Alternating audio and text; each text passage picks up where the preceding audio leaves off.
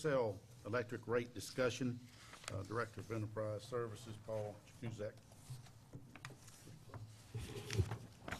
Paul, Thank you, Mr. Mayor, members of council. item 20. I pull out all my sheets here to get through this nice and simplistic discussion for which you guys had asked discussion on from last meeting. The first spreadsheet that you have in your packet today, Exhibit 20-2, is the same spreadsheet that Mr. Gallagher had presented to you guys last month from the Board of Directors meeting from Electricities. What I'd like to do is let you know that this spreadsheet here was actually put together and done for contractual purposes when the agency purchased into the Catawba plant. Every utility had to talk about the percentage that they wanted to buy into it, and they based it on the load at that particular time. The agency, Electricities, has never billed based on these numbers. So these numbers are just for contractual purposes only. The second sheet that you have, which is 20-3, just gives you an understanding of where we're at with the rate disparity, which is basically the difference between the top payer and the bottom payer based on an average cost per kilowatt hour. This is based on 2013 actual numbers, and as you can see, the city of Lexington is paying almost 10 cents a kilowatt hour, where the city of Huntersville is paying about 5 cents a kilowatt hour. As you see, there's about a 50% disparity right there, and in 2012 we tried to fix that through our rate committee and the Board of Commissioners and Board of Directors. If you turn, and we'll get to page 20-4 next, but if you look at 20-5, the plan that we put in place in 2014 or in 2012 takes the disparity that you see in the 2011 and brings you down in 2020 to where everyone is plus or minus 5 to 10% instead of that 50% differential. You're getting closer to the 10 to 20%, which is more doable for a lot of the cities. Exhibit 20-4 is a rearranged chart from the actual numbers that were presented for 2013. What this chart shows is the way that we currently bill, which is based on usage. And in this chart, if you just go look through there, the percent of the bill, we'll go through the first one's what they actually paid for that entire year. The second one is the percent of what they paid of the total bill. The next one is an allocated demand, which is based on what they've used in previously, and we'll get into why this is changing. The next column is a percent of that allocated demand based on what that total is, and then you get the differential. The main thing that you want to look at is this last column. If everyone was paying based on the same cost per kilowatt hour, you will see that the city of Gastonia itself has paid almost $2 million more last year than it should have if we based everything on the same cost per kilowatt hour. And this is something that we're trying to alleviate, and in 2012 we came up with a 9-year plan to be able to bring this wide disparity down to a reasonable number. Part of the reason that this has came up is this allocated demand, which is a number that they use in billing, has never been adjusted since the late 90s. As loads have gone up and gone down based on the recession and growth, they have never changed. And that's one of the reasons why you see the discrepancy between what everyone has been paying. And what we're actually looking at doing is doing that allocated demand over a 3-year rolling average to make sure that everything gets done and adjusted. If you have a good year, you get adjusted the next year. If you have a bad year, it gets adjusted the other way the following year. I know this is a very simplistic version of a very complex item, but I'll be happy to try to answer any questions that you may have on this. More or less, this was council driven from the last meeting, and just to answer some of the questions that you may have. Questions? Mr. Mayor, just the other item, Exhibit 20-6, shows a chart how each of the cities would true themselves up along the lines that Mr. Jakuszak was discussing. And if you notice, the highlighted one shows that Gastonia will be indeed in a very favorable position ultimately. But some of the other cities, such as Huntersville, they're not so much. They're actually going to be going the other way. And therein lies the conflict. and therein lies the debate within electric cities. There are certain cities like Monroe and Huntersville that would much like to slow this down and not do this, and you can understand why. It's going to cost them more money. But for us, we feel it's a matter of equity, and it needs to be done because a person that lives in a home in Gastonia or a person that lives in a home in Huntersville should essentially pay the same electric rate. We're all in it together with our percentages of the Catawba nuclear plant and electric cities. So we believe that the decision in 2012 to move toward more of a common rate was the right way to go. This last year, they did it for 1 year. And then this last year, what's happened is the electricity the organization has recommended to slow that down, to assist those other cities and not give us as much benefit. So that's why we are pressing, along with Lexington and others, to try to develop this equity. There are winners and losers, and you can imagine that everybody's split based upon pretty much their own position. So that's the essential debate and discussion. We're going to have a meeting on Thursday. It's a regional meeting that Electric Cities has that starts at 6 o'clock at the conference center, and they're going to talk about a lot of other things, and I don't know that they're really going to get down to the hard part of this. They probably won't. This discussion of wholesale rates actually is somewhere around from January to March. There's around January or so. January is when the decisions are made about where we're going. One of the things that we wanted to talk to them about prior to the meeting, just Gastonia, is we don't understand why they left the 9-year plan, why this last year they decided to go back. And we would like to discuss that directly with those folks, at 5 o'clock ahead of time. I don't think all the council needs to be there. I think our Electric Cities representatives certainly, but we need to hone in on this and then work between now and next year with our other members, and we have meetings with our other cities to try to move back towards more equity in our electric rates. Thank you. Question? Yes, ma'am. Who's on the rate committee from Gastonia? Myself and Mr. Bombardier. Okay, both of you are voting members? Each city, there is, if I remember looking through the thing, and this is something that they'll get into a little bit, I believe that there is 14 or 15 members on the rate committee out of 19 cities. I believe each city should have an opportunity to have a member. The structure is set up a little differently. This is a committee that is appointed by the board of directors, but works in the cities that they represent. Right. And then this committee makes the recommendation to the board of directors. The board of directors approves its recommendation, and the board of commissioners have the right to veto it if they so choose, or just say yes, that is good. And it's just a recommending body. The rate committee. The rate Yes. committee. And the rate committee gets a recommendation from Electric Cities, the staff. They will produce a publication, and I think you get it on, what, Friday or Saturday? We normally get it about a week before, and this time it was 82 slides to go over for the one presentation and 40 on the other. We had about 4 days to go through it. Yeah, so this is where they changed back, and it was from Electric Cities organization, where they were recommending not to move along this 9-year schedule. So we tried to fight it as best we could, but we didn't have the votes. So what we're trying to do is work with Electric Cities itself as to, well, why are you recommending this as an organization? Seems like all you're going to do, it doesn't seem right. But we also want to talk with our other cities to try to work between now and next year to get this thing back towards more equitable rates among the cities. It's going to, yes. What happens if we just refuse to pay it?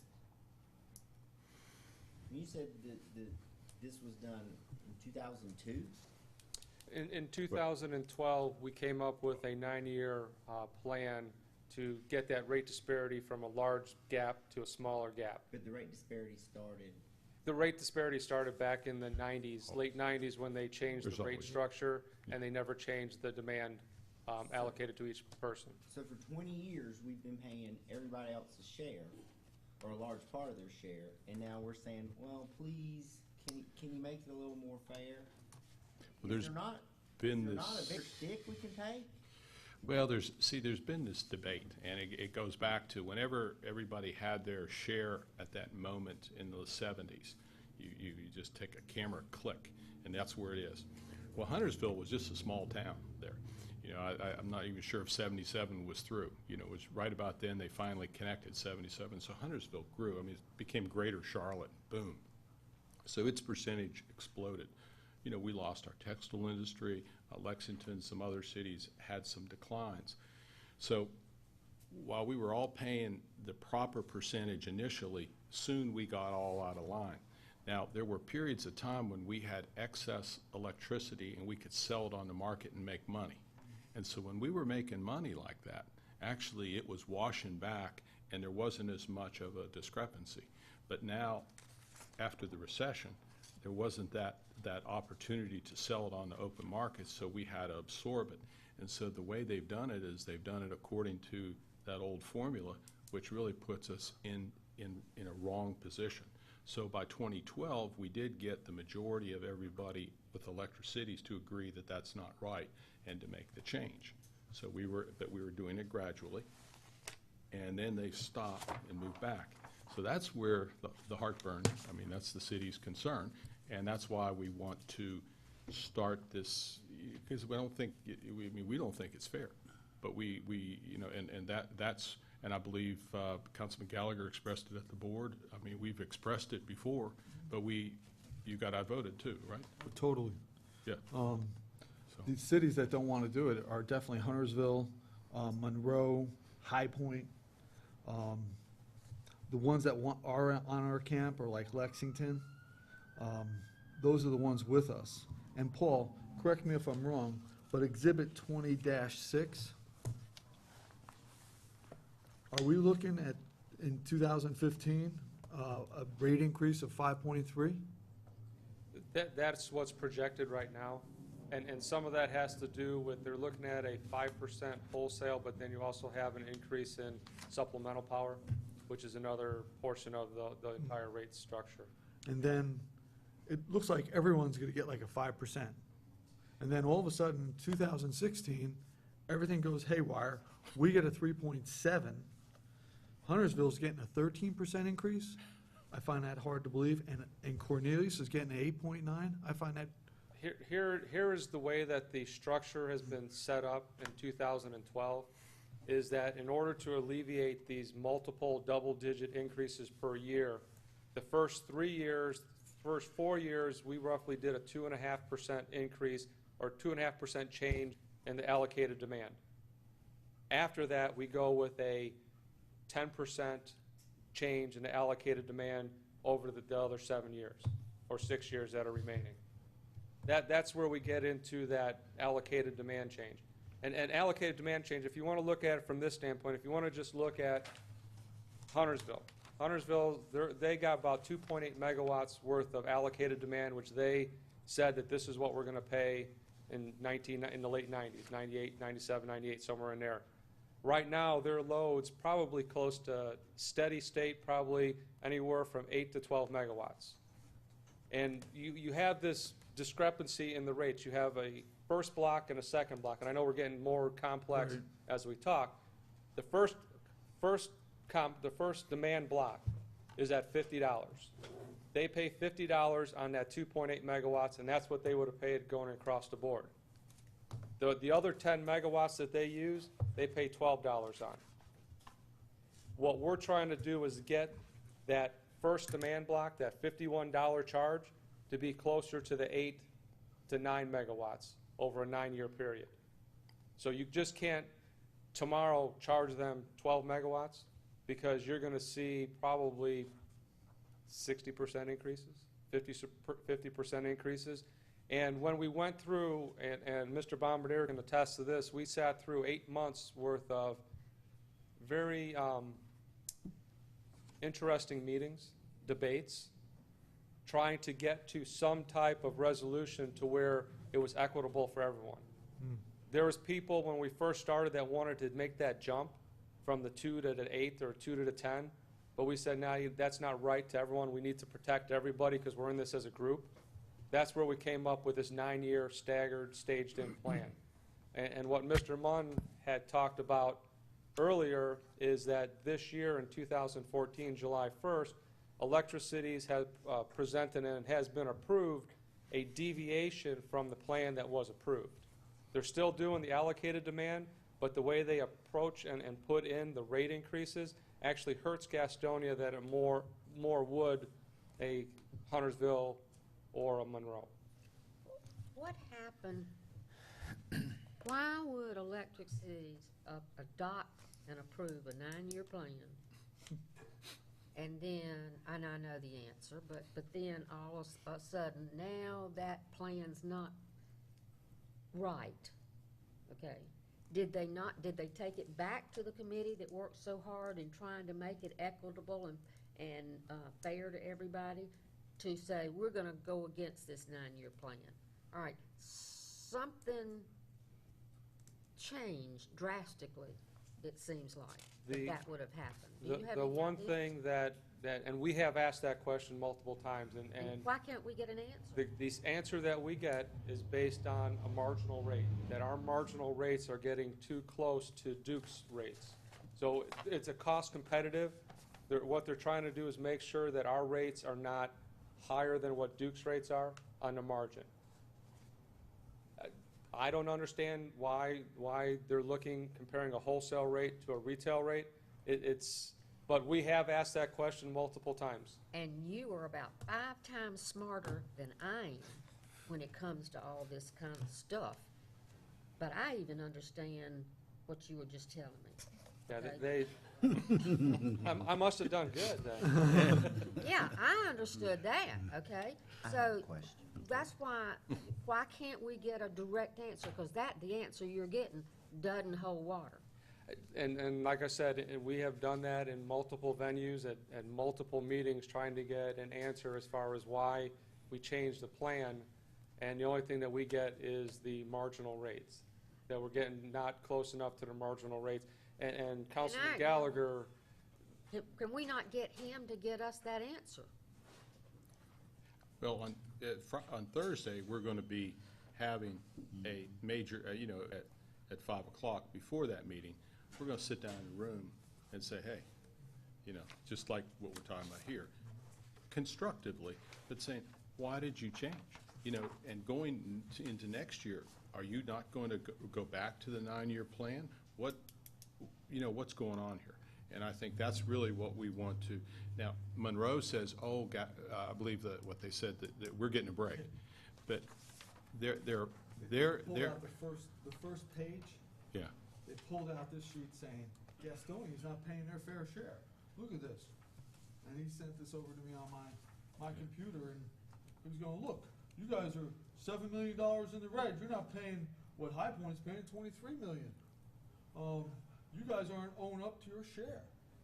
And then I show it to Paul. Paul goes, Jim, It's that's reversed. something that's old. That's something we don't even use. Yeah. So Well, I now, would like don't everyone we, to come to the meeting. doesn't See. the city of Gastonia own We'll get it in there. proportionately Yes. more than some of these other municipalities? Yes, we do. Correct. We're the second So, largest. High Point is the largest. High Point, and we're the Then second. we're second. Okay, Correct. so should we not have a little bit more influence than we seem to have?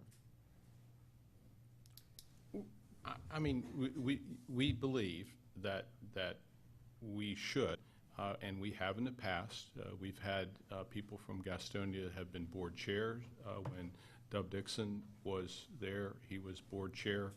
Franz Holscher was involved. We've had a number of people from the city over the years. Mayor, I'm trying to remember if you were way back. We've had in fact, High Point and Gastonia were pretty much in lockstep earlier, and we were very close with Shelby and some of the other cities. So one of the things I think we're surprised. I mean, I think the staff's surprised, just like the council is, And what we want to try to do is learn more, work within this organization to get it back to that 2012 program and get us back on track again. Mr. Pearson. Councilwoman Craig brought up part of my question, but this goes back to what I asked a minute ago that got us started on this, and no one still answered it. We've basically been getting screwed for 20 years on the rates. Why can we not take a bigger stick into those meetings? All I hear is, well, we're gonna ask, and we're gonna try. There's got to be, and I don't know if it's a legal solution, I don't know what it is, but we can't keep carrying the load for everybody else just because they don't want a rate increase. Our customers have been paying this rate for however many years now. It's time for their customers to step up to the plate. It's kind of like what Dr. Curlin was saying with the bus ride. Gastonia's not going to keep paying the way for these others. And if they're not going to step up to the plate, we need to have an option, be it legal, whatever, to say, we're not doing it anymore. We're not. Not, will you please work with us? We're not doing it. There's got to be that option.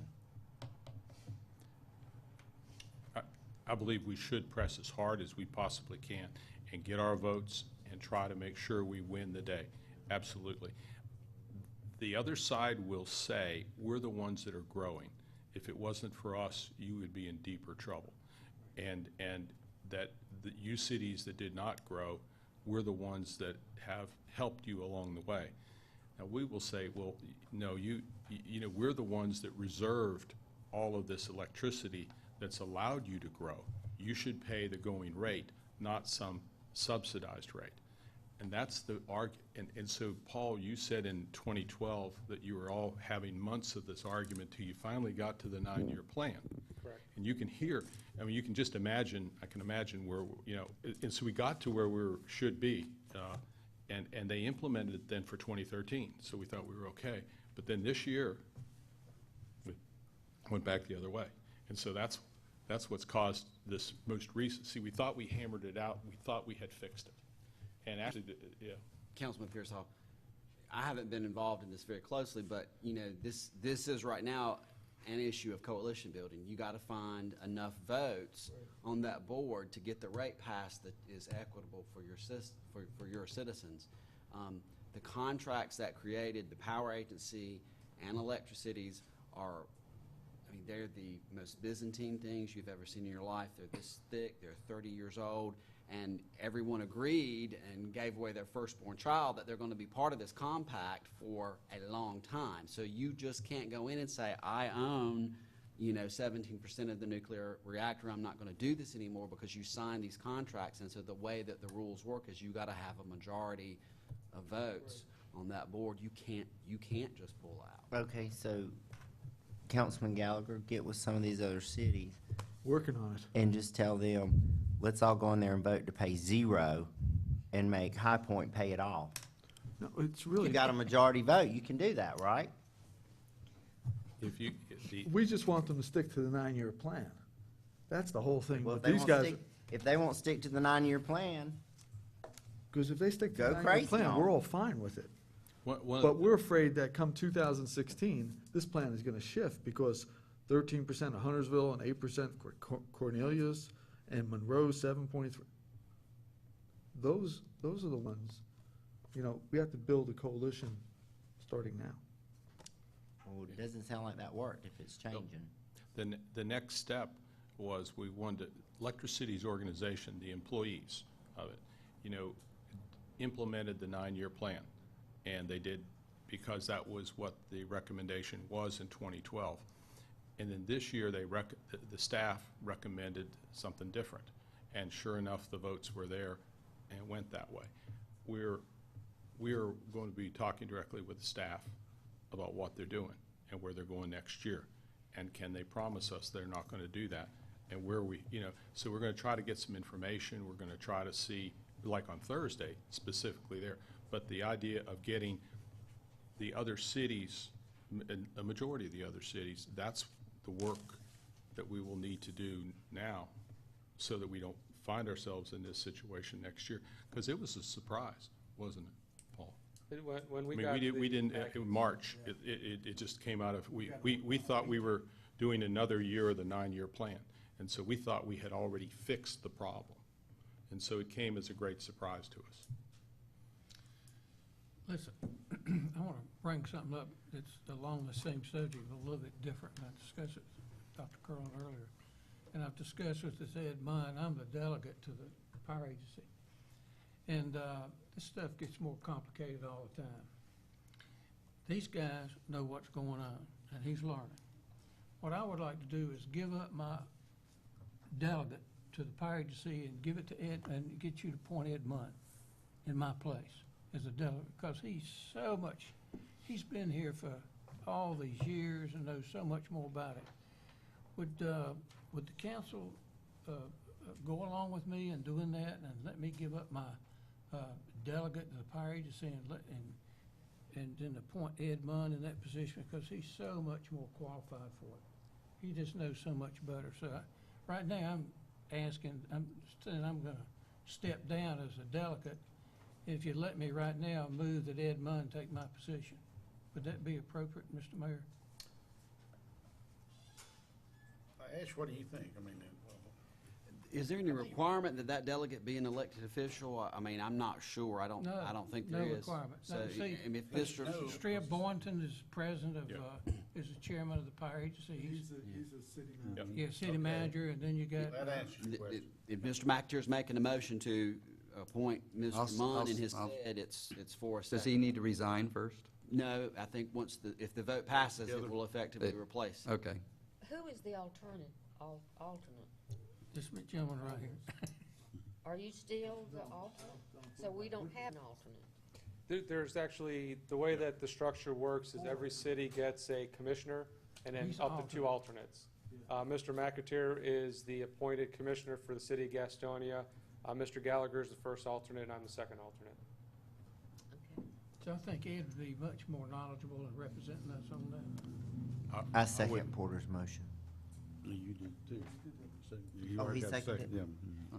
Is this okay with you, Mr. Munn? Yes, and if we could have the alternates, the alternates then be Paul Jakubczak and Flip Bombardier, and it will make sure we have, Okay. that- and, you want just to in amend case your there, motion to- but I will intend, yeah, I will go to that meeting. With you to, since you're on. Unless you want to be an alternate. No, I don't. Let's just let Mr. Bombardier have your alternate position. And I'll move that, put that in my motion. All right, everybody knows the motion. Is there a second on the motion? Second. Second. And, yep, Dr. Curlin, that Porter's resigning as delegate, and in his place will be the city manager, and the alternate will be Mr. Bombardier. Yeah. And That's Mr. volunteer. Jakubczak. Jim's resigning as the alternate. Resigning as an alternate. Okay, any other questions? All in favor of the motion? Thank you. I Thank feel you. so much relief. Very quickly, let me say, I was on that. and don't, It's complicated. I'm talking to Porter, but he's talking. I'm sorry. I said, let me say primarily to you that I can't remember what happened yesterday, but I remember in either 1975 or 1977 when we were babies, in this very room, Bonham Carter was sitting right over there, and he says, "Why do we have to get into this power agency? Why do we have to do that?" And there was this young man at the back of the room named Munn, had hair, and he said, Had hair. and he said, "We don't have to get into it," but he said, "You know, a lot of people, if they want to turn a switch on in the morning and the lights come on, we need to be in it." And you said that. Yes, you did. Don't say that. I think that was Sam Wilkins, No, it was you. But that, anyway, that's, Well, glad you did. I'm sure that you guys will do what you can for us. I think I just expressed Councilwoman Craig's sentiments and mine, and Dr. Cronin was shaking his head, and I know Jim. It just seems like there's more that we could be doing. I understand building a coalition. I understand that. And you have to kind of soothe some egos and budgets and all this kind of stuff. But it just seems like we can do a little bit more, because we can't continue to say, we just didn't have the votes. That, you can only do that for so long. Todd and everyone, come Thursday at 5 o'clock, Exactly. because that is the Exactly. perfect time to speak to these people about these rates and to bring everything Oh, that's to bear on them. If I can interject I think I would with, too. with what you had requested, Mr. Pearsall, when we got this on a Thursday, by Wednesday, before the rate committee meeting, we had spoken to at least a half a dozen agency members and explained to them why this wasn't the right thing to do. And at that time, we had the understanding that those 6 members, of which we won't name names, but they were the larger members, were gonna be voting against the recommendation and go back with the original recommendation. And for whatever reason, and we have yet to find out what that reason was, that they changed their vote at the meeting. There's a reason. So at that point in time, is that where we need to get on the phone with some other elected officials in those cities? I think we need to do everything we can to build our coalition. And for instance, Cherville is one here, and that's an easy one, and we know Mr. Hovis. I think Mr. Hovis probably would vote with us, and Cherville would vote with us. We need to make sure that that's okay. Shelby, I think, the same way.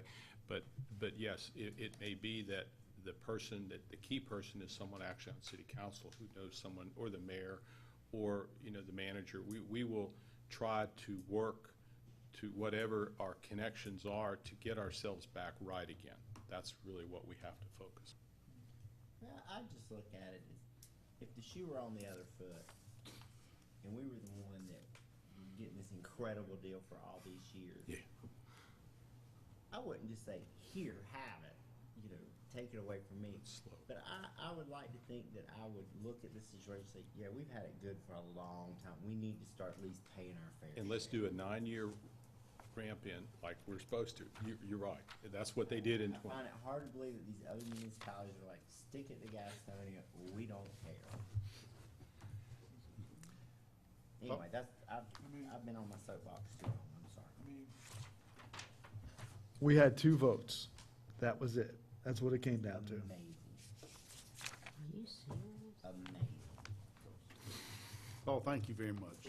Appreciate all your help there. I'm glad you know so much. 5 times more than you do. Yeah.